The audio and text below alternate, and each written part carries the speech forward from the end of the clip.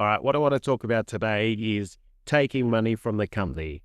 Is it a good idea or is it not? So from a technical standing, if you take money from the company without paying a wage or a dividend, it's considered a loan. Now, this comes under a complex set of rules, which is called Div 7A, which is essentially you owe the company that money, and Div 7A loan structures and rules are designed to prevent you from taking those assets from the company and putting in your personal name and paying as little tax as possible. Now, they're a highly complex set of rules, and I just sort of go over why it's a problem. So if you do this and you don't get it right, you actually end up paying tax twice, because what will happen is a deemed dividend from the company to yourself will be declared. And essentially what that means is the company pays tax and you pay tax on an unfranked dividend. So you end up paying tax twice, which is not an ideal scenario. Secondly, the rules are an absolute nightmare. You've got to have complying loan agreements, minimum repayments. You've got to have enough frank credits there.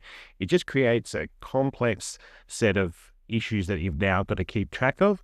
Thirdly, the ATO love auditing Div 7A loan agreements. And I think if we could all agree on one thing, you don't necessarily want the ATO on your case. So let's try and avoid that if possible. So there are smarter ways to get money out of a company without having to bring up all this red tape and regulation. So the first would be like the simple thing: pay yourself a salary, a reasonable salary that you can live off. That keeps everything above board. It gets money out of the company into your personal name. You pay super, you pay work cover, but that money is now yours legitimately that you can spend how you like. Secondly, you can pay a dividend if you've been operating for a while and you've got enough franking credits there, but do it the right way. So declare a dividend first, prepare the paperwork, file the paperwork away so you're avoiding the Div 7A issue altogether.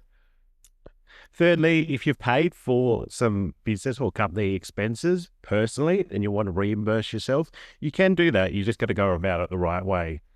So these options will help things keep clean from a tax perspective, and you will avoid the Div 7A issues. But if you are thinking of money or you need access to money from the company and you're unsure, just feel free to reach out and we're more than happy to help.